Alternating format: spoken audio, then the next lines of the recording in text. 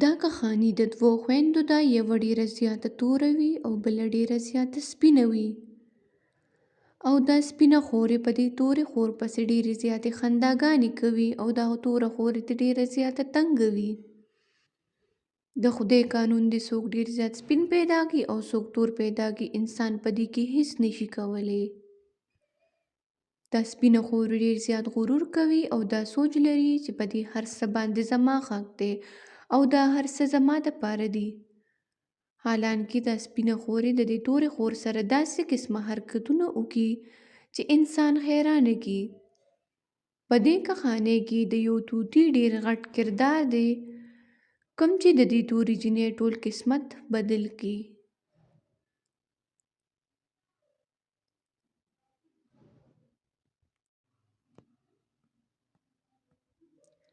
د کښانۍ کتلو دپاره تاسو زموږ ټولې ویډیو وګورئ.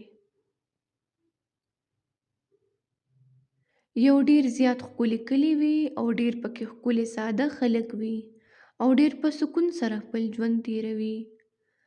د دې کلي خلک خپله حلاله روټۍ ګټي او په خوشحالۍ سره خپل ژوند تېروي او د دې کلي ډېر زیات ایمانداره خلک وي. او په دې کلي کې کچه کچه کورونه وي او خلک پکې ښه په خوشحالۍ سره ژوند تېروي.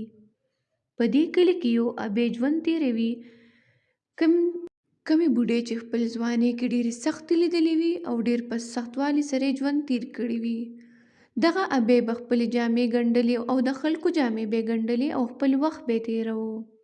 دی به ډېر محنت کو او خپلې دوه لورانې به یې ساتلې.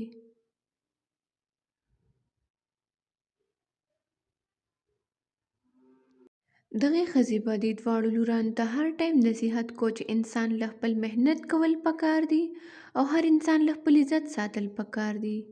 د دې یوې لور نوم یې حسیبه وي، کومه چې ډېره زیاته صبري وي او په صبر سره خپل وخت تېري. او د دې بلې لور نوم یې منیبه وي، کومه چې ډېره زیاته ښایسته وي او ډېره زیاته سپینه وي او قدرت ولې یو ښکلې ونته کې ښایست ورکړی وي. منیبه په خپل ښایست باندې ډېره زیاته مغروره وي او ډېر زیات په خپل ښایست باندې خوشحاله وي. حسیبه او منیبه چونکې دواړه خویندې وي او په یو کور کې پیدا شوي وي او د یوې مورې لورانې وي، خو فطرت د دواړو ډېر زیات بدل وي. حسیبه ډېره زیاته صبري وي او د منیبه نه په خپل ښایست باندې ډېر ځان روږ وي او ډېره مغروره وي. حسیبه ډېره زیاته توره وي او کلیوال د هغې د نوم نه زیات هغه په شکل باندې پیژني. کلیوال به همیشه په دې پورې خنداګانې کولې او مذاق به یې وړاوه چې دا ډېره زیاته توره ده. خو حالانکه حسیبه به هرګز چاته جواب نه کو او په خاموشۍ او په صبر سره به یې خپل کار کو او ډېر زیات محنت به یې کوو. د کلي ماشومانو به حسیبه پسې ډېرې زیاتې خنداګانې کولې. حسیبه به هر ټایم محنت کو او منیبه به هر ټایم په خپل سینګار کې ګرځېده. د دې مور به ډېره زیاته پریشانه وه او هر ټایم به یې دا دعا کوله چې الله دې له خپل ځایونه ورکړي او خدای دې ولې قسمت ښه کړي. په دغه کلي کې یو غټ خوړی کم کلیوال چې راځي او د هغې نه اوبه وړي او دا دونه غټ خوړی چې ټول کلیوال راځي او د دې نه اوبه وړي او خپل ضروریاتو دپاره به یې استعمالولې. یو سحر حسیبه راپاسي او راشي اوبو ډکولو له. چې کله حسیبه اوبه ډکوي نو د کلي یوه ښځه راشي او د حسیبه سره په خوا کې کیني او حسیبه ته وایي چې ته ولې دونه د وخته اوبو ډکولو له راغلې یې. ښځه ورته بیا وایي چې ما ته پته ده چې ته ولې دونه وختي راغلې، ځکه چې د کلیوالو د خنداګانو نه او د خبرو نه پټېدو دپاره ته دونه وختي راغلې یې. او ښځه ورته بیا وایي چې زه کله نه دې کلي ته راغلې یم نو ستا مور خلکو له کپړې ګنډي او په محنت باندې پیسې پیدا کوي. ستا مور په محنت باندې پیسې ګټي او تاسو دواړه خویندې پې ساتي. او ستا بله خور ډېره زیاته ښکلې ده او تکه سپینه ده او ته تکه توره یې، نو ستا مور خو به هم ستا نه ډېره زیاته تنګه وي او ستا نه به ډېره زیاته په تکلیف کې وي. او ستا بله خور خو ډېره زیاته ښکلې ده، تاسو کې خو به مور ډېر زیات فرق کوي. په دې ورته حسیبه وویل چې نه خورې، زموږ مور خو موږ کې فرق نه کوي او موږ ډېر په محنت سره لویوي او موږ کې ډېر زیات اتفاق پیدا کوي. او موږ ډیر زیات په خوشحالۍ سره ساتي. کلیواله ښځه لګیا وه او خپل ریله خبرې نه بس کولې. په دې کې تې حسیبه ډېره زیاته تنګه شي او روانه شي د هغه ځای نه.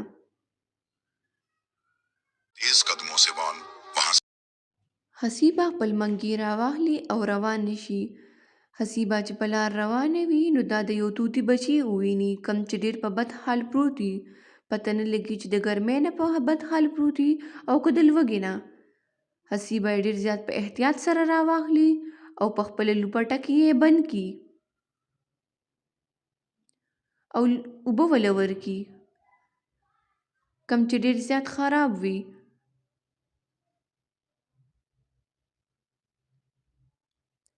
دی په احتیاط سره راواخلي او خپل کور ته روانه شي. دا وله هلته کې وړې وړې روټۍ ورکي او پی ولې ګرم کي. طوطي لږ ساعت پس ټیټ شي او خپل خوراک سټارټ کي. حسیبه چې دې طوطي ته ګوري نو مور ته وي چې پته نه لګي دی به د مور او پلار نه بغیر ژوند څنګه تېري. منیبه ورته په غرور سره وي چې بس ته دې چلته کېنه، خو حسیبه غږونه کي او غلي کېني. یو ورځ د حسیبه او د منیبه مور ګلنارې ډېره زیاته خپه ناسته وي او په دې کې د حسیبه ترور راشي.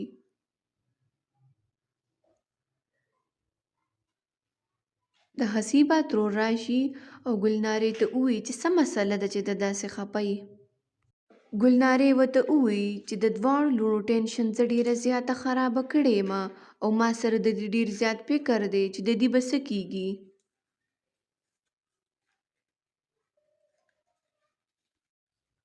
د حسیبه ترور د مخکې نه هم دا موقع غوښته چې زه دا خبره وکړمه. د حسیبه ترور ورته وایي چې ته دا دویمه لور ورکه او دا مشره خو ډېره زیاته بدرنګه ده او توره دنده څوک هم نه کوي. د حسیبه ترور ګلنارې ته ووایي چې ته د حسیبه دپاره د منیبه ژوند مه غر کوه او منیبه ورکه او حسیبه پرېږدوه. او منیبه خو دونه ښکلې ده چې دومره رشتې به ورپسې راشي چې څه حد بې نه وي. دا خبره چې ګلنارې واوري نو ډېره زیاته خفه شي او ورته ووایي چې ترورې داسې خبرې مه کوه.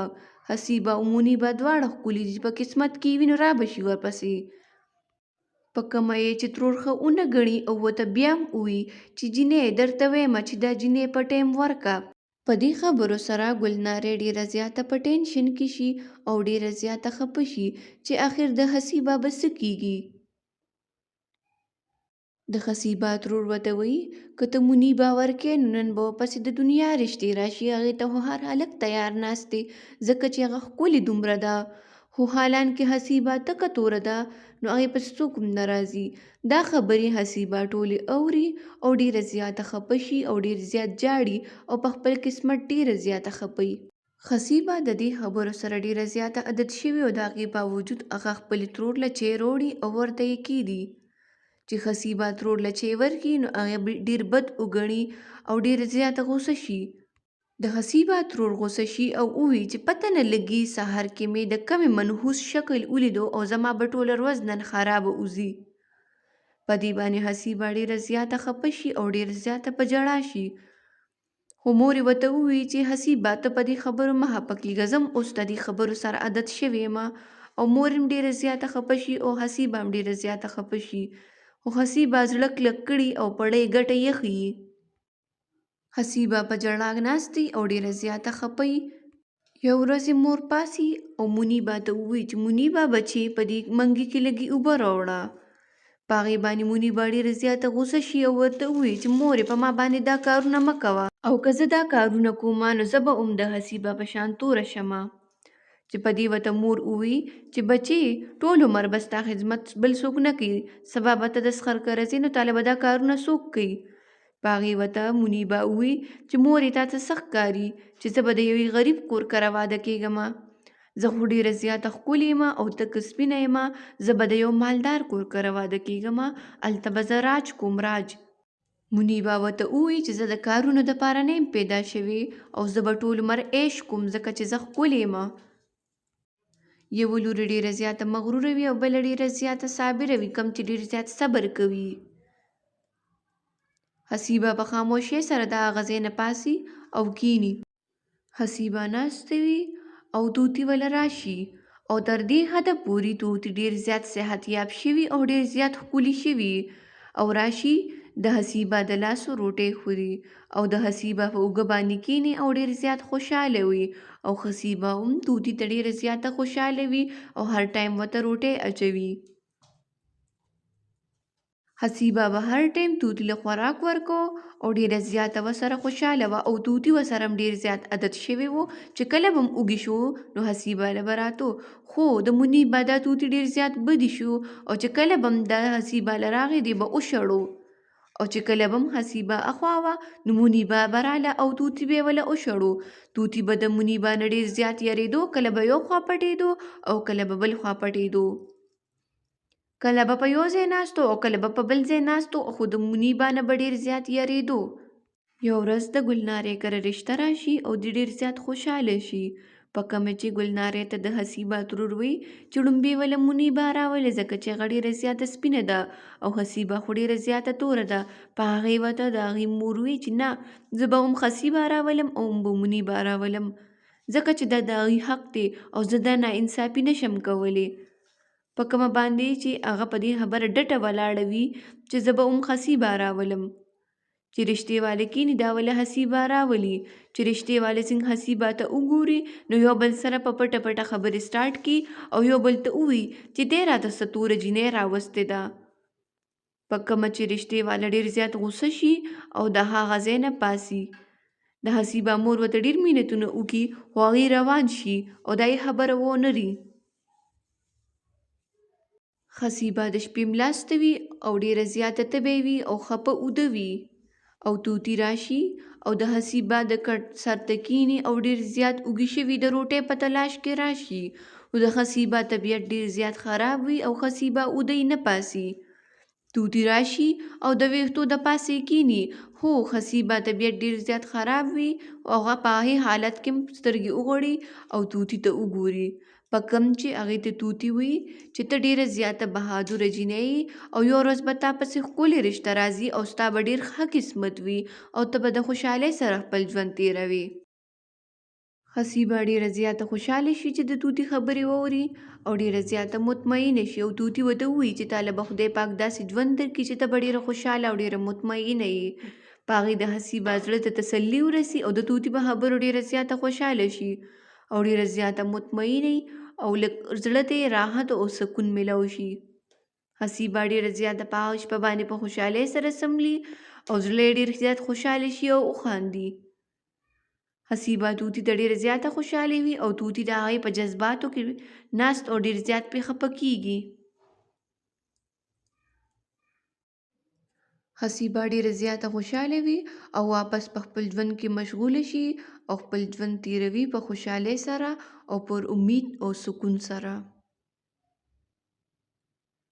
حسیبه سهار پاسي او طوطي له خپله روټۍ ورکړي. د دې د کلي سره خوا کې یو بل کلی وي په کوم کې چې یو نواب صاحب اوسیږي او ډېر زیات مالدار وي او د نواب صاحب یو ډېر ښکلی زوی وي د کوم نوم چې شیروز وي. نواب صاحب ډېر زیات مالدار وي او د هغه ډېر زیات مال او دولت وي. شیروز د هغه ډېر ښایسته زوی وي او ډېر زیات ښکلی وي خو د هغه څوک جینۍ نه خوښیږي او ډېر زیات په فکر کې وي. نواب صاحب ډېر زیات مالدار وي خو یو ټینشن کې وي چې اخر زما زوی به واده کله کوي او زما د زوی په قسمت کې به څوک وي. اخر هغه یو نجومي راغواړي او دا تپوس ترې وکړي چې زه ډېر زیات په ټینشن کې یم چې زما زوی به واده کله کوي او چا سره به یې کوي. په هغې ورته نجومي ووایي چې زه به اوس ستا مسله حل کړمه او زه به یو معجزه وکړمه. نواب صاحب ډېر زیات خوشحاله شي او نجومي ته کښېني او نجومي ته ووایي چې زما سره ډېر زیات غم دی چې زما دا زوی به واده کله کوي او دا غم دی را سره چې زما زوی د واده د ټایم نه ونځي او هسې نه چې واده ونه کړي. نجومي صاحب کښېني او تسبیح راواخلي او یو معجزه وکړي. نواب صاحب نجومي ته ناست او ډېر زیات مایوسه وي او ډېر زیات خفه وي او فکرمند وي. نجومي صاحب خپل تسبیح راواخلي او داسې یو کار وکړي بندوي چې د اسمان د ستارو سره خبرې کوي. لږ ساعت بعد نجمې ورته ووایي چې نواب صاحب ستا د زوی به واده کېږي، خو د هر شي خپل ټایم وي، څه ټایم بعد به کېږي، لا ستا د زوی واده څه پته نه لګي. نجمي صاحب ورته ووایي چې ستا د زوی په قسمت کې یوه داسې جینۍ ده کوم چې ډېر زیات غریبانان دي او د 2 وختو روټۍ خوري او د 1 وخت د روټۍ هېڅ پته هم نه لګي، دونه غریبانان دي. په کوم چې نواب صاحب ډېر زیات فکرمند شي او نجومي صاحب ته ووایي چې اخر زما د زوی په قسمت کې داسې جینۍ ولې ده چې دونه زیاته غریبه ده. نواب صاحب ووایي ورته چې زما زوی ته خو ډېرې غټې غټې رشتې راغلي دي او ډېر غټ غټ نوابان خلک راغلي دي او زما زوی ته یې د رشتې پیشکش کړې، خو زما زوی ټول خلک سایډ ته کړی دی او هغه تر اوسه پورې واده نه کوي. نجومي صاحب ورته ووایي چې دې کې د ټینشن او د فکر هېڅ هم نشته دی او په مقرره وخت به ستا د زوی واده کېږي او ستا زوی به هم خوشحاله وي. او نجومي صاحب لړ شي د هغه ځای نه او نواب صاحب ډېر زیات په ټینشن او په فکر کې پاتې شي. د نواب صاحب زوی ډېر زیات ښایسته وي او ډېر زیات نیک عمله او صالحه وي. د نواب صاحب زوی صرف په نوم یې نواب نه وي، هغه د زړه نه هم ډېر زیات نیک وي او د هغه خوی هم ډېر زیات زبردست وي. نواب صاحب به هر ټایم د خپل رعایا تپوس کو او د هغې معلومات پې کول چې آیا څوک په تکلیف کې خو نه دي. د نواب صاحب زوی به کله د ځان نه نوکر جوړ کړی او کله کسان او د خلکو معلومات پې کول چې څوک ډېر زیات غریب دي او د هغې مدد پې کولو او په کلي کې به ګرځېدو او د یو بنده حال احوال تپوس پې کو. یو ورځ شیروز راشي او د نواب صاحب نه تپوس وکړي چې زه ځم او د ځان نه کسان جوړوم او د خلکو معلومات کوم چې څوک په تکلیف کې دي او څوک په مشکلاتو کې دي. شیروز روان شي او په یو بل کلي طرف ته روان شي، کوم ټول خلک چې روان وي خپل خپل کار پسې. په یو طرف شیروز روان وي، د ځان نه یې کسان جوړ کړي وي او په بل طرف حسیبه را روانه وي. حسیبه په لاره روانه وي او ډېره زیاته خفه وي او خپل طوطي طرف ته وګوري او ورته ووایي چې نن ډېر زیات ښکلی موسم دی او هوا راته هم بدله بدله ښکاري. په هغې ورته طوطي ووایي چې زه اوس راځه چې اوبه ډکې کړو. حسیبه ناسته وي او خپلې اوبه ډکوي او په بل طرف باندې شیروز ډېر زیات ستړي شوي نو راشي هغه اوبه څښي. شیروز ډېر زیات لاره وهلې وي، په هغې وجه باندې ډېر زیات ستړي شوي. په دې کې یو طوفان راشي او موسم ډېر زیات خراب شي او دا دوړه اوچته شي په دې علاقه کې. په دې دوران کې دا شګې او دا دوړې دونه سیوا شي چې هغه د حسیبه په سترګو کې لاړې شي او هم د شیروز په سترګو کې لاړې شي او هغه طوطي هم چغې وهي، خو د هغه سترګو کې هم اکه دوړه لاړه شي، اکه شګې لاړې شي، په کوم چې بیا طوطي نشي الوتي او چغې وهي. حسیبه ډېر کوشش وکړي چې خپل طوطي ونیسي، خو هوا دونه ډېره وي چې هغه هېڅ هم نشي کولی په هغه حالت کې.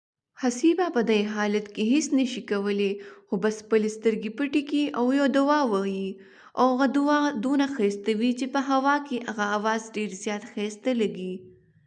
دغسې هغه یو سایډ ته کښېني او هغه خپل طوطي ورسره هم ناست وي او حسیبه چې کومه دعا وایي هغه ورپسې هغه طوطي هم وایي او یو ډېر زیات دردناک منظر وي او طوفان ډېر زیات سیوا وي او حسیبه ډېره زیاته خفه ناسته وي.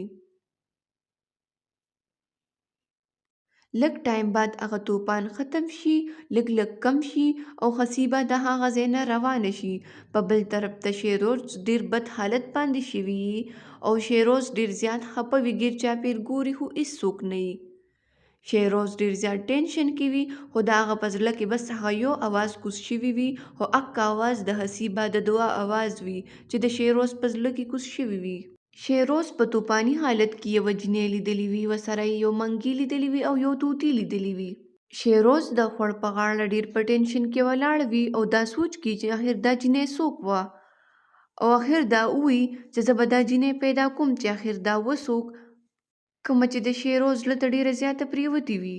شیروز ډېر زیات مایوسه وي او دا سوچ کوي چې کله ماته دا جینۍ میلاو شوه زه به دې سره واده کوم. شیروز ډېر زیات حیران وي ځان ته، ځکه چې هغه مخکې د واده سوچ نه وي کړی او چې کله نه هغه منظر ولیدو نو هغه د واده شوق پیدا شو. شیروز د ځان نه یو نوکر جوړ کړي او اکه کلي طرف ته روان شي. شیروز چې هغه کلي ته لاړ شي نو یو ګوټ نه بل ته بل نه بل ته ځي خو هغه جینۍ ورته میلاو نه شي. شیروز د کلي اخري کونې ته ورسي خو هغه ته هلته یو جونګړه میلاو شي په کومه جونګړه کې چې یو ابۍ ناسته وي. شیروز لاړ شي او په جونګړه کې کیني او هلته کې هغه ابۍ سبزي کټ کوي. شیروز هغې ماجي ته ووایي چې زما ستا یو مدد پکار دی. هغه ماجي ورته ووایي چې بچی ستا څه مدد پکار دی؟ شیروز ورته ووایي چې دې نه لږ ساعت مخکې طوفان راغلی او په هغې کې ما نه 2 ګډې ورکې شولې. هغه ابۍ ورته ووایي چې او بچی کله کله داسې کیږي په ډېر طوفان کې د ځناور د انسان د نظر نه ګډوډ شي. بیا ورته ابۍ وي چې بچی زما خو زاړه هډوکي دي او زه نشم وتلی، زه خو ډېره زیاته بوډۍ شوې یمه. په هغې ورته شیروز ووایي چې ما کله هغه ګډې بیزې سره ولې او طوفان راغی نو ماله به د یوې مرغۍ اواز راتو. آیا په دې ټول کلي کې هغسې مرغۍ شته دی کوم چې د انسان په شان خبرې کوي؟ شیروز د هغې ابۍ نه تپوس وکړي چې آیا داسې یو مرغۍ شته چې د انسانانو په شان خبرې کوي په دې کلي کې؟ په هغې ورته هغه ابۍ ووایي چې بچی ما ته خو داسې څه خیال نشته دی، نه مې داسې څه اورېدلي دي، خو یو ورځ ما دلته کې اورېدلي د چا د خولې نه چې په دې کلي کې د یوې جینۍ سره یو طوطي دی او هغه بالکل د انسانانو په شان خبرې کوي. پوره انسان خو نه دی خو څه داسې کارونه کوي چې هغه د انسان په شانتي وي. په هغې ورته شیروز ووایي چې ابۍ تا ته پته شته چې هغه د چا سره دی؟ په هغې ورته ابۍ ووایي چې دلته کې یو ښځه ده او د هغې 2 لورانې دي او د هغې د یوې لور سره دی. شیروز ورته ووایي چې ماله د هغې پته راکړه. په هغې ورته هغه ابۍ ووایي چې بچی د هغې کور خو دلته کې نشته دی او په دې بله محله کې دی. شیروز ډېر زیات خوشحاله شي او ډېر زیات دعاګانې وکړي او ولاړ ودرېږي او ابۍ ته ووایي چې زه ورځم. شیروز ډېر زیات خوشحاله شي او ابۍ ورته ځای وښیي او شیروز په منډه منډه روان شي. شیروز په بله کوڅه کې روان وي. شیروز په یو کوڅه کې روان وي او د هغې درزنې کور ته ورسي کوم چې ورته هغې ابۍ ښودلي وي. شیروز لاړ شي او د هغې درزنې کره کومه درزنه چې ناسته وي په کمره کې او د 2 لورانو سره. شیروز لاړ شي او د درزنې ته وي چې ماجي ماله به یو جوړه وګنډې ځکه چې ما اورېدلي دي چې ته ډېرې زیاته ښکلې سلایي کې. په هغې ورته هغه درزنه وایي چې بچی ما ته خو دا پته نشته چې زه ښکلې سلایي کوم او که نه کوم، خو تاله به زه یو سوټ وګنډم. په هغې ورته شیروز وایي چې ماجي ما ستا ډېر زیات صفت اورېدلی دی. په هغې ماجي ډېره زیاته خوشحاله شي او شیروز هغې سره ناست وي، خبرې کوي او دواړه ډېر زیات خوشحاله ناست وي. دغه دوران کې شیروز ناست وي او منیبا د کمرې نه روزي چې شیروز منیبا ته وګوري نو ډېر زیات حیران شي او ښکته وګوري. شیروز بیا د ماجي نه تپوس وکړي چې تاسو کره یو طوطي دی او د چا سره دی؟ ماجي ورته وي چې هغه طوطي زما د لور سره دی. شیروز ورته وي چې زه به سبا بله جوړه راوړم او بیا به راشم او په هغه دوران باندې شیروز روان شي خپل کور طرف ته. بیا به هره ورځ شیروز په څه نه څه بهانه د دې کلي ته راتلو. کله به یې د ځان نه نوکر جوړ کړی او کله به یې د ځان نه یو زمیندار جوړ کړی و. شیروز په دغه دوران کې منیبا ته وګوري نو د منیبا هم ډېر زیات خوښ شي او د شیروز هم منیبا ډېره زیاته خوښه شي. خو منیبا ته دا پته نه وي چې دا شیروز یو عام نوکر نه دی بلکې دا د یو غټ نواب زوی دی. یو ورځ حسیبه راشي او منیبا ته وي چې راشه ما سره بازار ته لاړه شه ځکه چې میلمانه را روان دي. په هغې باندې منیبا ډېره زیاته غوسه شي او حسیبه ته ووایي چې تا ته ما ویلي چې په ما باندې د نوکرانو کارونه مه کوه ځکه چې زه ستا نوکره نه یم او ضرور نن به ستا دپاره د رښتې څوک راغلي وي ځکه ته نن بازار ته ځې. منیبا ورته ډېره زیاته غوسه او ورته ووایي چې ته دونه توری چې په تا پسې هېڅ رشته هم نه راځي، خو هسې خپل ناکام کوششونه مه کوه او ما نه خپله نوکره مه جوړوه ځکه چې زه تا سره بازار ته نشم تللی. منیبا ورته ووایي چې زموږ په ژوند کې ته څه نحوست جوړ شوی یې، ستا په وجه زما رشته هم نه کېږي ځکه چې زما مور ډېره زیاته کلکه شوې چې لومبې به تا ودومه، ستا په وجه زما واده هم لیټ شوی دی او ډېره زیاته ورته غوسه او په دې خبرو باندې حسیبه ډېره زیاته خفه شي او ډېره زیاته مایوسه شي خو هغه دې ته هېڅ هم ونه وي او هر څه په خپل زړه باندې وړي او په خپل زړه باندې ډېره زیاته غټه ګټه ایښې وي. په دغه دوران کې حسیبه غلې ناسته وي او ډېره زیاته په ژړا شي او اخوا د دې ترور هم راشي او ورته ووایي چې او دا جینۍ خو اوس په کور ډېره زیاته لانجې شوې ده او یو غټ نحوست یې پیدا کړی دی. حسیبه ډېره زیاته خفه وي او خپل طوطي وله راشي او په یو غلي ونته اواز کې ورته ووایي چې بس ته صبر کوه او ولې تسلي ورکړي. حسیبه د کوره بهر لاړه شي او ماښام ټیم وي او ډېره زیاته خفه وي. په دغه ماښام ټیم کې یو بله رشته هم راشي کومه چې منیبه خوښه کړي او حسیبه یې خوښه نه شي. خو منیبه انکار وکړي ځکه چې دا یې شیروز ډېر زیات خوښي او هغې په زړه کې وي او حسیبه پسې ډېرې زیاتې خبرې وکړي او حسیبه ډېره زیاته خفه شي. حسیبه ډېره زیاته خفه او په کلي کې روانه بې چپړو په خټو کې او لړه شي د یو ونې لاندې کښېني او ښه د زړه د خلاصه وجاړي او ډېره زیاته خفه وي. په دې کې وله طوطي راشي او دا طوطي د خپل فریاد بیان کړي او ورته ووایي چې اخر ولې مانه خلک دونه نفرت کوي او کلیوال هم مانه خو ډېر زیات تنګ دي. دا طوطي ته ووایي چې کله کله مې زړه دومره تنګ شي دومره خفه شي چې زړه مې وي چې خودکشي مې وکړې. په دې طوطي ډېر ویریږي او هغې له تسلي ورکړي. طوطي ولې تسلي ورکړي چې په قسمت کې څه وي هغه ښه کېږي. قسمت نشي بدلېدی، ستا په قسمت کې چې څه وي هغه به تاله راځي، خو بس ته لږ شان صبر وکړه. حسیبه هسې هم ډېر صبر کوي او د طوطي په خبرو هغې ته ډېره زیاته حوصله میلاویږي. شهروز یو ځل بیا راشي د ګلنارې ترور کره او هغې له د تیلې ډکه ورکړي د پیسو او ورته ووایي چې دا کپړې ډېرې زیاتې ښکلې جوړې کړي دي. ګلنارې ترور چې پیسو ته وګوري نو حیرانه شي او ورته ووایي چې بچې دا خو ډېرې زیاتې دي. شهروز ورته ووایي چې دا کپړې ډېرې ښکلې جوړې او ما نورو خلکو ته هم ویلي که کپړې جوړې نو په تا به جوړې. په دې ورته ګلنارې ترور ووایي بچې که داسې چلیږي نو په دې پیسو خو به زه د دواړو لوڼو واده وکړمه او هغوی به په عزتو او په خوشحالۍ سره په خپلو خپلو کورونو شي. د دې نه بعد ورته شهروز ډېر په عزته طریقه سره وایي چې ګلنارې ترورې ستا د لور یوه رشته ده هغه ماله راکړه. شهروز ګلنارې ترور ته ووایي چې زه ستا د لور سره واده کول غواړم. ګلنارې ورته وایي چې بچې زه خو تا داسې پیژنم هم نه. په دې ورته شهروز ووایي چې ګلنارې ترورې زه ستاسو د کلي د نواب زوی یم خو ما په یو کسب باندې ځان نه کسان جوړ کړي کله مې نوکر جوړ کړي چې زه د خلکو معلومات وکړم چې آیا چاته زموږ ضرورت دی او آیا څوک په تکلیف کې دي چې زه د هغې مدد وکړم. بیا شهروز ګلنارې ترور ته ووایي چې ستا لور ما په هغه ورځ هم د کسان په روپ کې لیدلې وه خو د هغې ډېر زیات ښکلی اواز و او دعا یې ویله په کوم چې هغه زما ډېره زیاته خوښه شوله. بیا ګلنارې ترور ډېره زیاته حیرانه شي او د شهروز نه تپوس وکړي چې تا ته څنګه پته ده چې زما لور ستا په قسمت کې ده. په هغې ورته شهروز ووایي چې ما د یو غټ بزرګ نه دا تپوس کړی چې آیا زما په قسمت کې به څوک وي او هغه غټ بزرګ ماته ویلي وو چې ستا په قسمت کې یو نیکه جینۍ ده کومه چې به د طوطیانو سره مینه لري او ډېره زیاته عزتمنده او ډېره صبري جینۍ ستا په قسمت کې ده. دا خبرې چې ګلنارې ترور واوري نو ډېره زیاته خوشحاله شي. ګلنارې ترور ډېره زیاته خوشحاله شي چې دا رشته د حسیبه دپاره راغلې ده او د دې هلک حسیبه خوښه شوې ده حالانکې هغې ته دا پته نه وي چې د شهروز منیبه خوښه شوې ده او هغه د منیبه خبره کوي. شهروز او ګلنارې ترور دا خبرې کوي او دا خبرې دواړه د دروازې په شا منیبه اوري.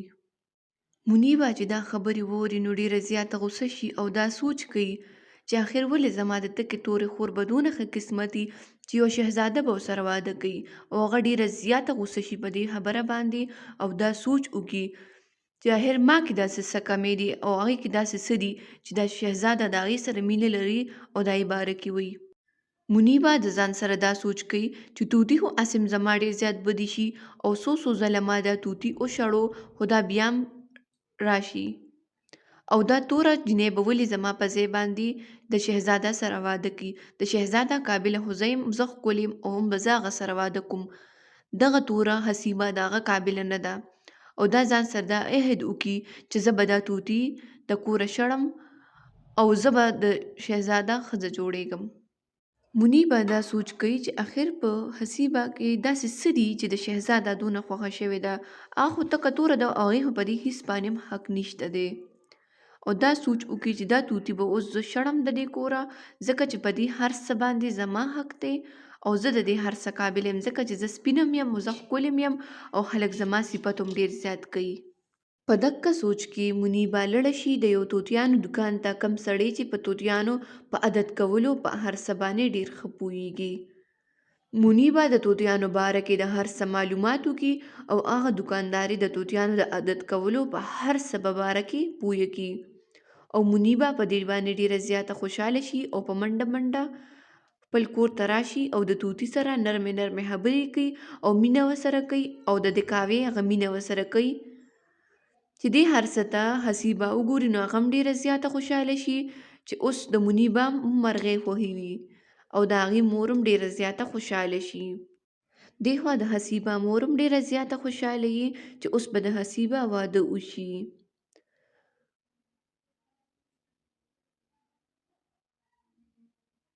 بل خوا منیبه لګیایي د اکټینګ او د کاوي مینه کوي د توتي سره او توتي د دې په ټولو جالونو باندې ډېر ښه پوهېږي. د حسیبه مور خوشحاله وي او حسیبه ته وي چې بچی ستا خو اوس ډېر ښه قسمت دی او ستا قسمت خو ډېر راویښ شوی دی. حسیبه ډېره زیاته خفه وي او مور ته ووایي چې مورې که هغه شهزاده زه ولیدم او خوښه یې نه شوم نو بیا. نو مور یې ورته وي چې بچی د خدای نه سوال کوه، داسې به هېڅ هم نه وي. او بل لور له تسلي ورکړي او حسیبه ډېره زیاته خوشحاله شي او د حسیبه نه زیاته د هغې مور د هغې په رشته باندې خوشحاله وي. په دقه دوران منیبه ډېر زیات یو داسې لوبه وکړي چې هغه ډېره زیاته حیران کن وي او منیبه ته خو هسې هم پته وي چې شیروز د هغې په مینه کې مبتلا دی او د هغې سره ډېره مینه لري. منیبه لاړه شي او د شیروز سره میلاو شي او شیروز ته ووایي چې ستاسو په کلي کې داسې یو هلک شته چې د هغه یا توره جینۍ خوښوي یا چېرته غریب وي. په هغې ورته شیروز ووایي چې او زموږ په کلي کې یو هلک شته دی کوم چې یو خپه ماته ده او ډېر زیات غریب دی او په یو وړه ونده کې جونګړه کې اوسېږي. شیروز د نیکۍ په خیال سره دا خبره وکړه. هغه وی چې دا یو نیکي ده او یو ښه کار دی نو په دې کار کې انکار نه دی کول پکار او هغه پې ډېر زیات خوشحاله شو. منیبه په شیروز هم په دوکه کې وساتو او هغه ته یې ووایي چې په کومه ورځ زموږ واده یي نو په هغه ورځ د حسیبه واده هم پکار دی، ځکه چې تر کومې حسیبه نه ده واده شوې نو زما مور هم زما واده کول نه مني، ځکه چې هغه زما نه مشره ده. نو په دې وجه باندې زمونږ او د هغې په یو ورځ واده پکار دی. منیبه راشي او مور ته ووایي چې که ته حسیبه واده کوې نو په هغه ورځ به ما هم د یو کلي هلک سره واده کړي نو د دواړو ذمهواري به ختمه شي. په دې خبرې مور ډېره زیاته خوشحاله شي او دا سوچ وکړي چې دا ډېره زیاته ښکلې ده، ځان له به یې ښکلي هلک خوښ کړي وي. چې د واده ورځ راغله نو توتي ډېرې زیاتې چغې وهلې خو ګلنارې ترور هم په هغې باندې څه توجه ورنه کړله. چا هم د توتي په خبرو باندې دهان ورنه کو او هر څه وشو خو اصل ډرامه اوس پاتې وه. په دغه ورځ د دواړو خویندو نکاح وشوه او چې د تلو ټیم راغی او مور یې د سر نه څادر لر کو ویې کتل چې حسیبه د یو ګوډ هلک سره ناسته وي او ډېره زیاته خفه وي او منیبه چې دی د یو شهزاده سره ناسته وي او ډېره زیاته خوشحاله وي نو دا پوه شي چې دا ټوله دوکه وه او ډېر زیات افسوس وکړي ځکه چې دی د توتي چغو ته غوږ نه ږدو او د نکاح نه مخکې توتي چغې والې چې دوکه ده او دوکه ده. د دې نه بعد ګلنارې ترور ډېره زیاته خفه شي او په سینه لاس کېږدي او را پرېوځي او ډېره زیاته په بد حال پرېوځي. حسیبه ورته ډېر زیات ژاړي او ډېره زیاته خفه وي. حسیبه مور ته ډېرې زیاتې چغې وهي او خفه وي او دا چغې وهي چې مورې پاسه مورې پاسه خو مورې پانسي او هغه مړه شي د دې فاني دنیا نه رخصت شي. حسیبه مور ته ډېرې زیاتې چغې وهي ډېره زیاته خفه وي خو منیبه صرف هلته کې غلې ولاړه وي او نور هېڅ هم نه وایي. د مور د مرګ نه پس حسیبه ډېره زیاته خفه وي او دا سوچ کوي چې زما دا قسمت ولې دونه خراب و. د حسیبه توتي راشي او هغې ته دا یې ټول حال ووایي چې د هغې سره کومه دوکه شوې ده او منیبه د هغې سره کومه دوکه کړې ده. د هغې نه بعد هغه طوطي ته ووایي چې هېڅ خبره هم نه ده، زما په قسمت کې چې څه و هغه ماته میلو شو او د منیبا په قسمت کې چې څه و هغه هغې ته میلو شو. منیبا په حویلی کې ډېره زیاته خوشحاله وي ځکه چې هغې ته نوکران ګرځي او ډېر زیات کالي وي ورسره او د خپل خاوند سره ډېر په خوشحالۍ سره او په سکون سره ژوند تېروي ځکه چې د ژوند هر اسایش هغې ته موجود وي او دا یې خواهش پوره شي. حسیبه په کچه کور کې د خپل خاوند سره ډېر په خوشحالۍ سره او ډېر په محنت سره وخت تېروي. حسیبه ډېره یو محنتي جینۍ وي او د هغې خاوند هغې سره ډېر زیات خوشحاله وي او په دې خبره باندې شکر وباسي چې ښه ده چې زما په قسمت کې یو داسې صبري او داسې محنته جینۍ موجود وه او هغه سره ډېره په خوشحالۍ باندې وخت تېروي او د حسیبه د صبر په وجه باندې د هغې معذوره خاوند هغې سره ډېره مینه لري. د هغې خاوند په یو خپه باندې ګوډ وي خو هغه بیا هم خپل محنت کې ګلونه راشو کوي او هغه به یې په کلي کې خرڅول او په دې طریقه به هغې خپل ژوند تېروه. حسیبه به په 2 وختو ډېره په ګرانه روټۍ پیدا کوله خو د هغې باوجود هغه ډېره خوشحاله وه او د هغې طوطي د هغې سره خپل وخت تېروه. د حسیبه طوطي ته به د هرې خبرې د مخکې نه پته لګېده. په دې باندې عباس ولګېدو او حسیبه ته یې وویل چې دا طوطي خو ډېر زیات هوښیار دی او څه جادويي طوطي دی. په دې ورته حسیبه وویل چې نه دا یو د الله په قدرت باندې دا خبرې کوي او ډېره زیاته خوشحاله وه. د حسیبه طوطي یو داسې طوطي و چې هغه به د عباس سره په ځنګل کې ګلونه ماتولو دپاره تلو. ګلونه به یې د راغونډول د عباس سره او ډېر په خوشحالۍ سره به عباس د هغه سره ژوند کوو. یو ورځ په عباس پسې د بوټي نه مار روزي او په هغې ګوډه په یې وخوري. هغه ډېرې زیاتې چغې ووهي دې طوطي راپاسي او ډېرې زیاتې چغې وهي او په چغه چغه لاړ شي او حسیبه ته ووایي چې عباس مار خوړلی دی. حسیبه زر زر راشي هغه له ډاکټر راولي او هغه له خپله دوایي ولګوي تر څه حده پورې زهر خپل کار پرېږدي او عباس راشي او په کټ کې به پروت و خو ډېر زیات خراب و. د معذورې خپې د وجې هغه د کټ نه نشو پاسېدی نو د هغې نه بعد به حسیبه هغه ګلونه خرڅولو او د کور ګزاره به پرې کېده. په دې نیستۍ کې هم حسیبه ډېر په خوشحالۍ سره وخت تېروه. د واده یې ډېر ټایم وشو او د حسیبه یو زوی وشو او غریبي یې ډېره زیاته سیوا شوله. د مخکې نه هم د هغې غریبي ډېره زیاته سیوا شوله. حسیبه به ډېر زیات محنت کو او د یو وخت روټۍ به یې خوړه خو خپل زوله به یې پیدا کوله.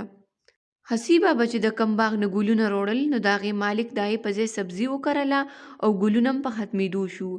دی به خپل طوطي له روټۍ ورکوله او هغه خپله ګزاره یې ډېره زیاته ګرانه روانه وه. خپل زوی به یې د هرې پیدا کوله خو خپل زوی به یې ورکوله او حسیبه او عباس به اوږې پاتې کېدلو. د عباس او د حسیبه غریبي ډېره زیاته سیوا شوله نو عباس حسیبه ته وویل چې ته لاړه شه او د نواب صاحب نه یو مدد وغواړه. هغه ډېر زیات رحم دله دی او د هغه زوی شیروز هسې هم ستا د خور خاوند دی نو تاله به څه مدد وکړي. په هغې ورته حسیبه وویل چې زه به محنت کوم خو زه هېڅکله هم د هغې مدد نه غواړم.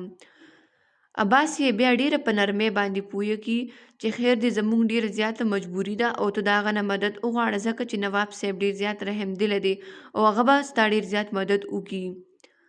حسیبه هېڅکله هم د مدد غوښتو دپاره تیاره نه وه خو آخر کار هم حسیبه خپل زوی ته وکتل او د زوی هغې مایوسه چهرې ته یې وکتل نو هغې دا فیصله وکړله چې زه به لاړه شم او د نواب صاحب نه به مدد وغواړم.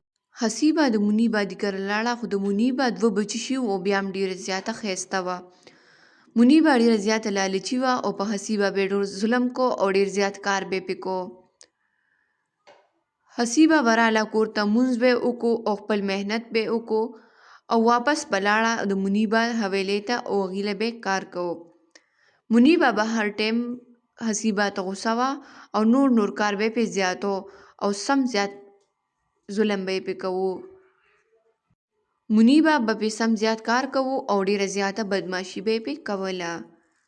چې حسیبه به راله نو منیبا به ډېره زیاته بې عزته کړه او ورته به یې وویل چې د دونه لیټ راشي د حویلۍ ډېر زیات کار کولی وي خو چې اوس راغلی نو دا کار وکړه. حسیبه ته یې روجې کېښودلې او ورته یې وویل چې ماتې ته جدا کا او ګند ته جدا کا او سمې روجې هم راته جدا کا. حسیبه لګیا وه او هغه روجې صفا کولې. د هغې نه پس حسیبه لړه او هلته کې لوښي ووینځل او خپل کار یې پوره کو او روانه شوله. د هغې نه بعد حسیبه راله او منیبه ورته ډېرې زیاتې خبرې وکړلې او ډېره زیاته یې بې عزته کړله.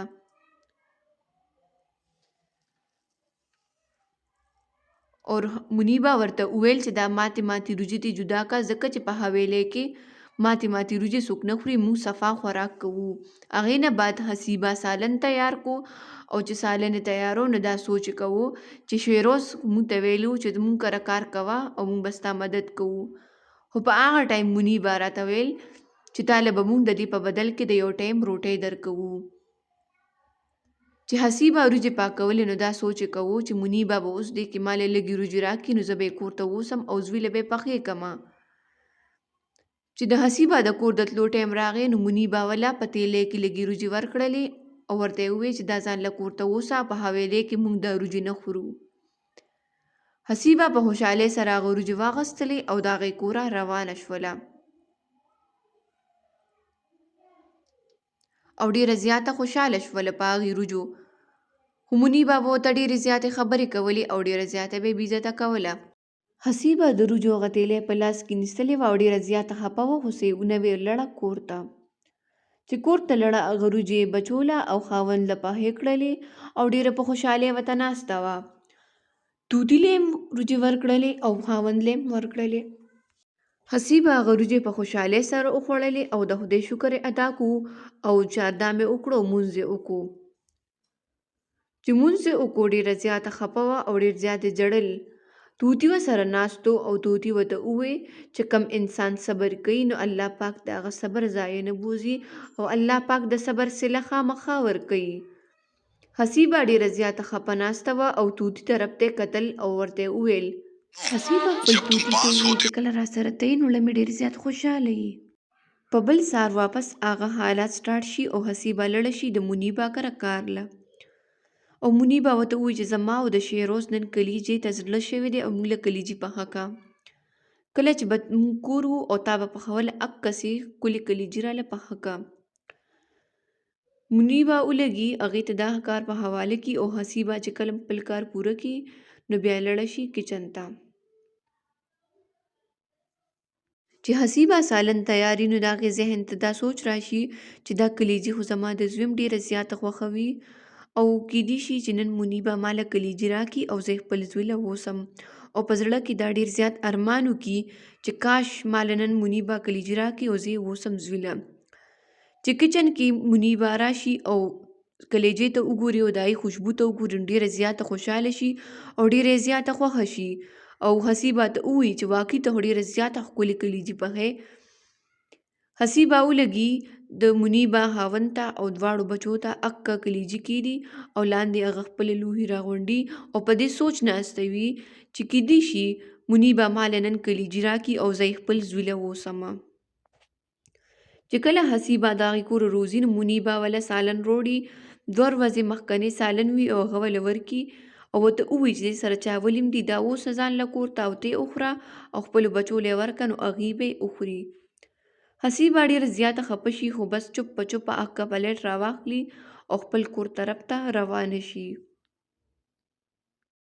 چې حسیبه کور ته هغه سالن ووسي نو هغه خراب وي او طوطي هم دې ته ووایي چې سالن خراب دی وړو له یې مه ورکوه. خو حسیبه د مجبورۍ نه اکه سالن وړو له ورکړي ځکه چې هغې ډېر زیات اوږې وي او اکه خراب سالن ټول وخوري او د هغې باوجود ډېر زیات په خوشحالۍ سره اوده شي او د خدای پاک شکر ادا کړي. یو سحر حسیبه سهار وختي پاسي او ډېره زیاته توره تیاره وي او د حسیبه زوی د هغې نه تپوس وکړي چې مورې ته دونه وختي چېرته ځې. حسیبه ورته ووایي چې بچیه ستا ترور کره نن ډېر زیات میلمانه راځي او هلته کې به ډېر زیات سالنې تیارول وي نو د دې وجې زه نن وختي ځم. د حسیبه زوی هغې ته ووایي چې مورې نن خو به ډېر زیات میلمانه وي نو ترور به مې زم غوښتی یم او تا ته به یې ویلي چې هغه به هم ځان سره راولي. په دې خبره د هغه مور ډېره زیاته خفه شي خو هېڅ هم ونه وایي او په دې خبره باندې هغه طوطي هم ډېر زیات خفه شي او په سترګو کې اوښکې راشي. حسیبه خپل زوی ته ووایي چې او بچې ته یې غوښتې یې خو تا زه کور کې پرېږدم ځکه چې بیا ستا پلار یوازې وي. او حسیبه ډیره زیاته په زړه کې خپي خو د خپل زوی نه مجبوره وي.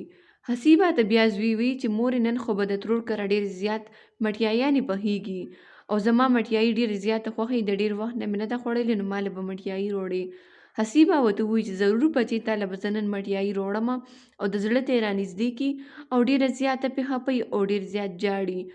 خو په زړه کې ډیره زیاته خپي خو په خوله هېڅ هم نشي ویلی چې زما دا خور ولې دونه ظالمه ده او خپل زوی سره دا واده وکړي چې زه به تاله نن د ترور د کوره مټایي روړمه. د دې نه بعد حسیبه روانه شي او په یو لاره کې روانې حسیبه ډیره زیاته مجبوره وي خو په لاره کې روانې وي او بس یو سوچ یې خوري چې زما خور ولې دونه ظالمه ده. حسیبه په لار روانه وي او ډیره زیاته خپي چې ټول کلي ته یې ویلي زما زوی ته یې ولي ونه وي. په حویلۍ کې ګیر چاپېره مټیایانې پخېږي او ډیره زیاته خوشحالي وي او حسیبه راشي او هلته کې ډیره زیاته خپه ولاړه وي. په دې دوران کې حسیبه له خواله منیبه راشي او هغې ته ډیره زیاته غوسه شي چې ته ما دلته خوند دپاره رالیږلې یې خو دلته ته د کار دپاره راغلې یې. حویلۍ کې د کار ضرورت دی او موږ ته صفا لوښي پکار دي او ورته ووایي چې دا یاد ساته چې د مېلمنو مخکې دا ونه وایې چې ته زما خور یې ځکه چې ته ډیره زیاته توره یې او زه سپینه یم. د مېلمنو مخکې ماته دا ونه وایې چې زه ستا خور یم او ټولو ته به وایې چې زه دلته کې نوکره یم او زه دلته کې کار کوم ځکه چې ته ډیره زیاته توره او زه ډیره زیاته سپینه یم. د حسیبه سره خپل طوطي هم راغلی وي او هغه طوطي هغه هر څه ګوري او ډیر زیات خپه وي او د منیبه هغې سختې لهجې ته هم ګوري نو ډیر زیات خپه وي. خو بس منیبه هېڅ هم ونه وي او حسیبه هم غلې ناسته وي منیبه پې ډیره زیاته غوسه وکړي. حسیبه ډیره زیاته خپه وي او طوطي هغې ته ګوري او ډیر جاړي. لږ ساعت پس د حسیبه طوطي راشي او هغې سره کیني او ورته ووایي چې حسیبه داسې مه کوه دا ډیر زیات ذلت او رسوایي ده. په هغې ورته حسیبه ووایي چې زه خپله لوږه برداشت کولی شم خو د خپل زوی او د خپل خاوند لوږه نشم برداشت کولی ځکه زه دا ذلت او دا رسوایي وړم او که نن زه دا ذلت او رسوایي ونسم نو زما زوی به وږی پاتې شي. طوطي دا ټولې خبرې واوري خو بس چپ پاتې شي هېڅ هم ونه وي. هغه طوطي د حسیبه سره ناست وي او هغه هر څه ګوري او لږ ساعت پس هغه طوطي د هغه ځای نه والوځي او حسیبه خپل کار واپس سټارټ کړي. حسیبه ډیره زیاته خپه ناسته وي او ډیره زیاته اوږې شوې وي او هغې ټولو خوراکونو ته ګوري. بل خوا منیبه په کرسۍ ناسته وي ډیر ځان سینګار کړی وي او ډیره مغروره وي په خپل حسن باندې. بل خوا حسیبه په خېټه باندې ډیر زیات درد وي ځکه چې هغه ډیره زیاته اوږې وي او هغه وړو ته ګوري کوم واړه چې خوراک کوي او هغه ټوله خوراک ضایع کوي. منیبه حسیبه ته ډیره زیاته وکاریږي او ورته ووایي چې راشه او دا ټول کم سالن ضایع کیږي دا راغونډوه او ځان لېږده. حسیبه راشي او هغه وریجې راغونډوي او ډیره زیاته خپه شي. ټول واړه خوراکونه خرابي او حسیبه یې راغونډوي. ټول خلک ډیره زیات خوشحالي کوي او ډیره زیات ښکلي خوراکونه کوي او ډیر زیات خوشحاله وي او خوراک ډیر زیات خوښ شي. د دعوت نه پس منیبه حسیبه ته ووایي چې کم روټۍ او کم سالن په ځمکه باندې پروت نو هغه هم جدا که او کم چې د خلکو نه پاتې شوي هغه هم جدا که. کمې مټیایانې چې پاتې شوي دي نو هغه هم جدا که او د کومو مټیایانو بور چې پاتې شوی دی هغه بور هم جدا که. حسیبه هم عکسې وکړي عکه سالن هم جدا کړي او هغه بور هم جدا کړي هر څه جدا جدا کړي. چې د حسیبه د کور د تلو ټایم شو نو منیبه د وړو نه پاتې شوی سالن او هغه د مټیایي هغه بور راوړو او حسیبه له یې ورکو او ورته یې ووایي چې ستا خاوند او ستا بچي به دا ډېره په خوشحالۍ سره وخوري. حسیبه به چوپ په چوپه عکه سالن او هغه هر څه راواخیستل او کور طرف ته روانه شي. خو هغه ډېره زیاته خپه په دې هر څه باندې او آخر د هغې دا یقین وشي چې منیبه خو د زړه نه ډېره زیاته ظالمه ده او د منیبه اړه ډېر زیات کلک دی. طوطي د دې هر څه کتلو نه پس والوځي او یو ځنګل ته لاړ شي کم ځنګل کې چې یو بابا اوسیږي او اکې بابا له لاړ شي. دا طوطي والوځي او د یو بزرګ سره کیني او دا طوطي به هر ټایم د بزرګ له راتو او د سره به ناست و. طوطي چې څنګه راشي د بزرګ سره کیني نو بزرګ سترګې پټې کړې وي او په خپل عبادت کې مشغول وي. طوطي د بزرګ سره ناست وي او په دغه دوران کې بزرګ پاسي او د هغې خپلې جونګړې نه بهر روزي.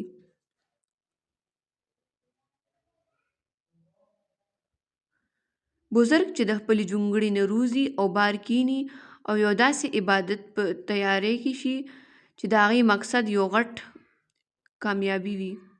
حسیبه په لاره کې روانه وي او ډېره زیاته خپه او ډېره زیاته جاړي او دا سوچ کوي چې آخر زما دا خور ولې دونه ظالمه ده. په دغه دوران کې حسیبه دا سوچ کوي او ډېره زیاته خپه چې ښه د شکر دی چې زما مور په دې دنیا کې نشته او شکر دی چې هغه د دې منیبه ده دونه ظلم او دونه ستم نه ویني. کني هغه خو به دې افغان وجلې وه چې یوه لوري په حویلۍ کې راج کوي او بله کوڅو کې در په در ګرځي او خیر او زکات ټولوي او خپل بچو له پې خوراک تیاروي. په دغه دوران کې حسیبه په دې لار کې روانه وي او د یو بزرګ اواز راشي چې بچې که تا سره د خوراک صحیح نو مالې راوړه. چې حسیبه د بزرګ اواز ووري نو په هغه ځای باندې د هغې قدم ودرېږي او واپس تللی نشي. حسیبه د بزرګ خواله راشي. بزرګ ورته ووایي بچې که ته دا خوراک خپلو بچو له وړې نو بیا یې ماله مه راکوه ما خو د ډېرې لوږې د وجې ووایي. حسیبه راشي او خپل خوراک ځان سره نیسلی وي او د بزرګ خواته راشي او کیني او ډېره زیاته په ژړا شي. بزرګ ته په نرمۍ سره تپوس وکړي چې څه چل شوی دی خو حسیبه دونه ډېر جاړي او دونه زیاته خپه وي او په چغو چغو جاړي او کیني بزرګ ته ووایي چې په دې تیلی کې د خوراک داسې څه دي چې هغه انسان ځناور ته هم نه چې موږ د مجبورۍ نه بس دا خوراک ځان له او خپلو بچو له وړو. په دغه دوران کې د حسیبه په خوا باندې یو مار تیر شي او حسیبه دا سوچ کوي که دې مار زه وخوړم نو ډېر زیات به ښه وشي او زه به د دې ذلت او د رسوایۍ نه بچ شم. په دغه دوران باندې حسیبه د هغه بزرګ ووایي چې بچې داسې خبرې نه کول پکار په دې کې ډېره زیاته ګناه ده او دا ژوند چې دی دا د خدای پاک یو امانت دی او دا تا له خدای پاک درکړی دی او په خپل وخت به تا نه خدای پاک ساه اخلي. حسیبه خوراک نیسلی وي او ډېره زیاته خپه وي. هغې بزرګ ته ووایي چې زه به په کومه خوله باندې ځم او خپل زوی ته به ویم چې ما نن میټایي نه ده راوړې. هغه بزرګ ورته ووایي چې دا دونه ظلم یو دشمن په بل دشمن باندې هم نشي کولی. بیا خور خو ډېره زیاته غټه خبره ده او که بیا هم هغه تا سره دونه زیاتې کوي نو دې نه به خدای پاک بدل اخلي او خدای پاک به ډېره ذلیله او رسوا کوي. حسیبه ډېره زیاته خپه وي او دا سوچ کوي چې زه په کومو سترګو ځم او خپل زوی ته به ویم چې ما نن مټیایي نه ده راوړې. بزرګ ورته ووایي چې ته بس خپل صبر کوه خپل صبر نه کار اخله. په دغه دوران کې طوطي راکوز شي او هغه تیلی د بزرګ خواله ووسي. په دغه دوران کې حسیبه دغې بزرګ ته وي چې دا خوراک دلته کږدم او یا به دلته چېرته وغورځوم ځکه چې دا د کور ته د وړو قابل نه دی او چې زه لړه شم زوی ته به ویم چې سالن یا خراب و یا ما نه لار کې توی شو. بزرګ ورته وي چې نه بچې ته دا خوراک خپلو بچو له ووسه او لړه شه کور ته. بزرګ په هغه تیلی باندې لاس کیږدي او داسې پې څه ووایي او سترګې پټې کړي. بزرګ سترګې ګلو کړي او هغه تیلی حسیبه له په لاس کې ورکړي او ورته ووایي بچې دا تیلی ته خپل کور ته ووسه. حسیبه ډېر زیات جاړي او خپه او هغه تیلی راواخلي او ډېره په مایوسۍ سره روانه شي او ورسره هغه خپل طوطي هم روان شي او په لاره کې روانې. حسیبه په لار روانې او سیند کور ته ورسي. د هغې زوی ګېټ کې هغې ته په انتظار وي. د حسیبه زوی خوراک ته ډېر زیات خوشحاله شي او په منډه منډه یې کمرې ته ووسي او د خوشحالۍ نه سم ګډېږي او ډېر زیات خوشحاله وي.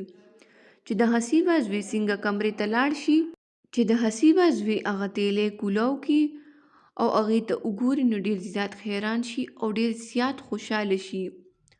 په هغه تیلی کې رنګ به رنګ مټیایانې پرتې وي کوم ته چې هغه ډېر زیات خوشحاله شي او ډېرې زیاتې چغې وهي چې ما له خو نن ترور ډېرې زیاتې ښکلې مټیایانې رالېږلي او ډېر زیات ښکلي خوراکونه یې رالېږلي دي.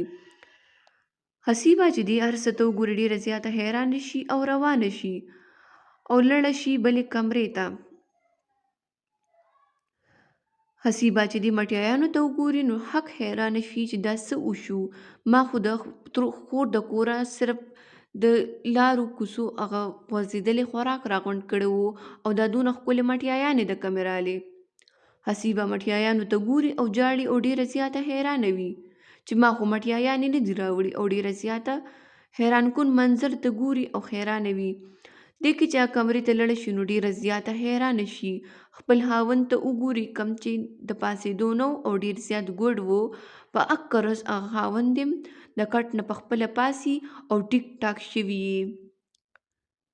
په دغه دوران دا د خپل طوطي ته ګوري کم چې په کمره کې یو خوا بل خوا الوزي او یو حیران کن منظر وي، او طوطي ډېر زیات خوشحاله وي او کم ځای چې کیني نو د سرو زرو سکې ولي او هر طرف ته د سرو زرو سکې جمع کیږي. حسیبه هغې هر څه ته ګوري او ډېره زیاته حیرانه وي، ځکه چې د طوطي د پرو نه سکې غورځېږي او هر ځای سکې جمع شي او خاوند یې هم ټیک ټاک شي او ډېره زیاته حیرانه وي، ځکه چې خاوند هم روغ شي او مال او دولت ورسره هم راشي او ډېره زیاته خوشحاله وي. خاوند ورته ووایي چې دا ټول کمال د دې طوطي دی او ما تاته نو مخکې نه ویلي وو چې دا یو جادویي طوطي دی. په هغه دوران ورته طوطي ووایي چې دا کمال زما نه دی او نه زه جادویي طوطي یم، خو کمال د اکې بزرګ دی، کم بزرګ ته چې تا خپله واقعه بیان کړې وه او اکه بزرګ په تا باندې ډېر زیات خفه شو او هغې بزرګ د خدای نه ستا دپاره سوال وکړو او دا دونه مال او دولت سوال وکړو او الله پاک په تا باندې مهربانه شو او ستا د محنت صله یې تاله درکړه. حسیبه ډېره زیاته خوشحاله وي، د هغې خاوند هم خوشحاله وي، ځکه چې دوی د یو ډېرې غټې نیستۍ نه راوتي وي او ډېر زیات مال او دولت ورسره راشي نو ډېر زیات خوشحاله وي او بچي هم ډېر زیات خوشحاله وي. حسیبه په یو کلي کې ځان له ښکلي کور والي او ډېره زیاته پکې خوشحاله وي او ډېر زیات شکر ادا کي او هر ټایم به یې د خدای نه دا دعا کوله او ډېر زیات شکر به یې وباسو. طوطي هم ډېر زیات خوشحاله وي او حسیبه ته ووایي چې تا وکتل چې د صبر میوه څونه خوږه وي، تا صبر وکړو او خدای تعالی د هغې صله درکړله او حسیبه هم ډېره زیاته خوشحاله وي. د حسیبه د خاوند خپه هم ټیک شي او هغه ځان له خپلې ځمکې واخلي، خپل فصل پکې وکري او خپله حلاله پیسه پکې ګټي. حسیبه او عباس خپل زوی په سکول کې داخل کي، د هغې زوی هم ډېر زیات خوشحاله وي او هغې هم خوشحاله وي. بل خوا منیبه ډېره زیاته غوسه وي چې د څو ورځو نه حسیبه کار له نه ده راغلې. منیبه حسیبه ته ډېره زیاته غوسه وي او خپل خاوند ته ووایي چې ستا خیال دی دا توراڼکه د څو ورځو نه راځي، کیدای شي خاوند دې مړ شوي وي. د منیبه خاوند ورته ووایي چې او کیدای شي خاوند دې مړ شوي وي، خو بعد کې د منیبه خاوند هغې ته وکارېږي او ورته ووایي چې څوک د چا باره کې داسې خبرې نه کوي. منیبه ورته په طنز کې وخاندي او ورته ووایي چې ته خو ډېر زیات همدرد دی. منیبه بیا خپل یو نوکر ته اواز کړي او ورته ووایي چې منډه معلومات وکړه چې زما هغه توره خور چېرته تللې ده. نوکر راشي او په کلي کې تپوس وکړي چې د حسیبه کور چېرته دی. چې نوکر راشي او هغه هر څه ویني نو حیران شي، ځکه چې حسیبه ځان له یو ښکلي کور جوړ کړي او خاوند یې ټیک ټاک شوي او هغه د په کټ کې ناسته وي او د طوطي سره لوبې کوي او ډېره زیاته خوشحاله وي. نوکر چې دا هر څه وګوري نو حق حیران شي او ډېر زیات خفه شي چې دا هر څه وشو. منیبه پسې په منډه منډه راشي. نوکر راشي او منیبه ته هر څه حال ووایي چې حسیبه خو په یوه شپه کې ډېره زیاته مالداره شوې ده. په دې باندې منیبه ډېره زیاته غوسه شي او نوکر ته ډېره زیاته غوسه شي چې دا څنګه وشو. نوکر ورته ووایي چې حسیبه خو ستا نه هم ډېره زیاته مالداره شوې ده.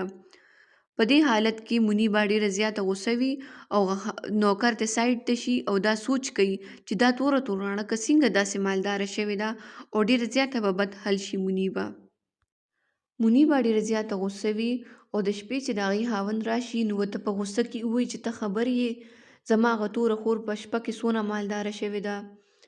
نو د هغې خاوند هغې ته ووایي چې دې کې د خیریت څه دي، دا خو یو عامه خبره ده، هغې خو ډېره زیاته غریبي او نیستي لیدلې ده، دا خو ډېره زیاته ښه خبره ده چې د هغې حالات ښه شوي دي. حسیبه ورته ووایي چې د هغې په عام کور باندې هغې یو محل جوړ کړی دی او هغه زما نه هم ډېره زیاته مالداره شوې ده. منیبه ته خاوند ووایي که ته دا معلومات کول غواړې نو ته تلی شي. منیبه په منډه منډه لاړه شي او د هغې کور ته. چې منیبه څنګه لاړه شي او د هغې کور ته وګوري نو حیرانه شي.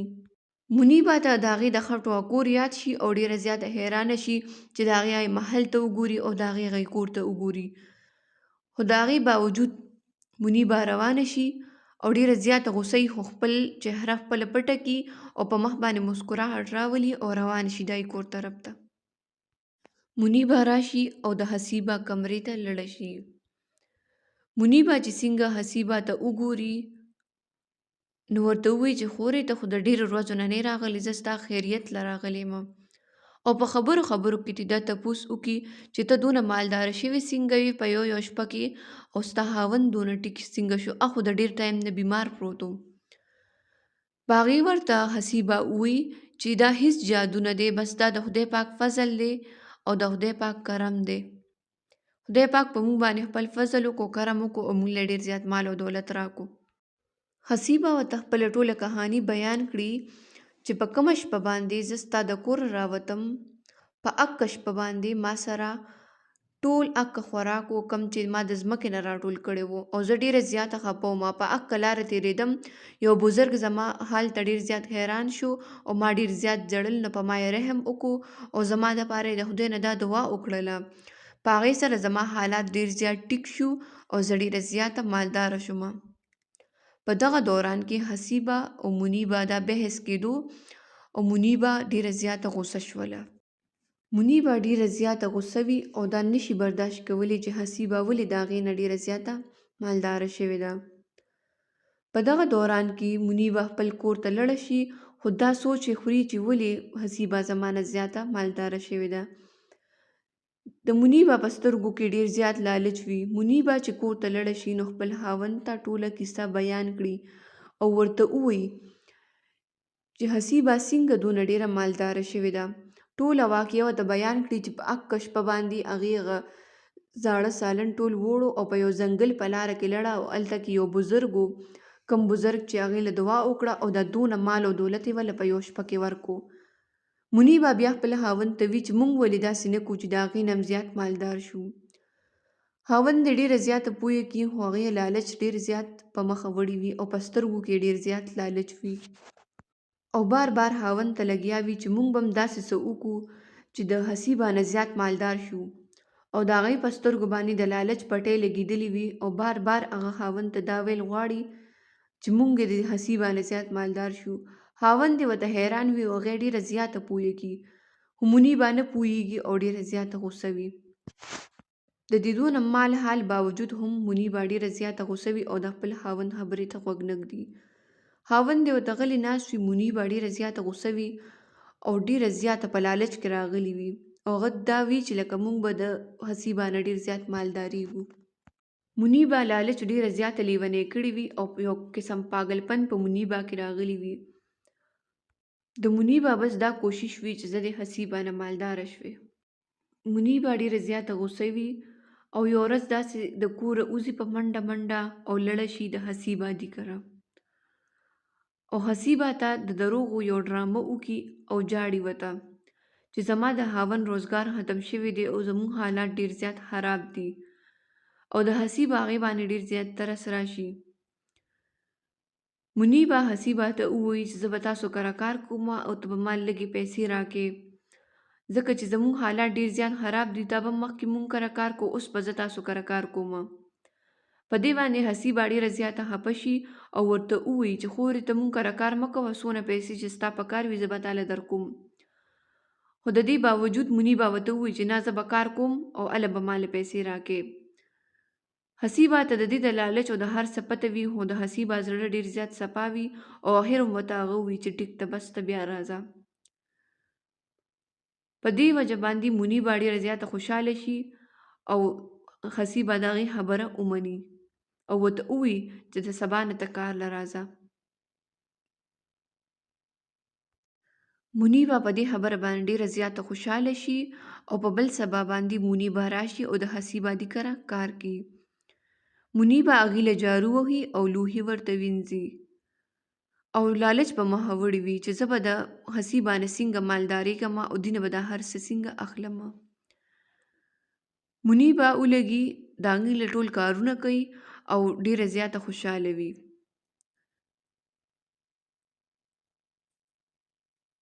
چې کله منیبه کور ته ځي نو حسیبه وله خوراک راواخلي، سالن وله راواخلي او څه مټایي وله ورکړي.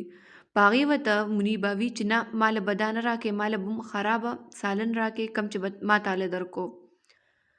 حسیبه ورته ووایي چې زه داسې نشم کولی، خو اخر هم منیبا دونه ډېر ضد وکړي چې حسیبه د هغې خبره ومني او لړه شي، داسې زړه خوراک ولې راغونډ کړي او هغه ولې ورکړي. طوطي د دې حسیبه د دې حرکتونو ته ګوري، حیرانه وي، او طوطي هم د دې حرکتونو ته ګوري او ډېر زیات حیران وي. او طوطي دا سوچ کوي چې دا جینۍ اخر دا دونه خراب خوراک څه دپاره وړي او څه کوي پې. طوطي دا سوچ وکړي چې زه به د منیبا شا په شا ځم چې دا څه کوي. منیبا به هر ټایم په دغه لار روانه وه، اخر هم ستړي شي او دا سوچ کوي تر کومې به ماته دا بزرګ اواز کړي او زه به ځم او تر کومې به زه دا نوکري کوم. اخر هم منیبا لړه شي بزرګ له په خپله باندې. منیبا لړه شي او بزرګ ته کښېني او ډېر زیات فریاد ورته وکړي چې زه د خور کره کار کوم، خور په ما ډېر زیات ظلم کوي او ما له څخه خوراک راکوي. طوطي ته دا هر څه پته وه او هغه دا غوښتل چې زه بزرګ ته د دې هر څه ووایم. بزرګ د دې ټول فریاد اوري او غوږ یې ورته یخې وي. بعد کې بزرګ دې ته ووایي چې ته دروغ مه وایه، ستا خور ډېره زیاته رحم دله ده او هغه داسې هېڅکله هم نشي کېدی. خو د هغې باوجود منیبا په خپله خبره باندې انښتې وي او هغه ته دا ووایي چې زه دروغ نه وایم او زه رښتیا وایم، زما خور په ما باندې ډېر زیات ظلم کوي او په ما ډېر زیات کار کوي او ما له خراب خوراک راکوي. په دې باندې بزرګ ډېر زیات غوسه شي او منیبا ته ووایي چې دروغ مه وایه. منیبا ورته ووایي که زه دروغ وایم نو په دې ځای ما دپاره دا دعا وکړه چې زه مړه شم. بزرګ ډېر زیات حیرانه شي او ډېر زیات افسوس وکړي چې منیبا څنګه داسې خبره کوي. بزرګ ډېر زیات غوسه وي او منیبا ته ووایي چې ستا څه ارمان دی. منیبا ورته ووایي چې زه د مالداره شم. بزرګ وخاندي او سترګې پټې کړي او منیبا ته ووایي چې زه ستا ارمان پوره شو. منیبا ډېره زیاته خوشحاله شي په دې خبره باندې. د ډېر ضد کولو باوجود هم منیبا بزرګ ته ووایي چې زما دپاره دعا وکړه. بزرګ ورته وایي چې زه ستا څه ارمان دی هغه پوره شو، اوس ځه. منیبا ډېره زیاته خوشحاله شي او روانه شي د خپل کور طرف ته.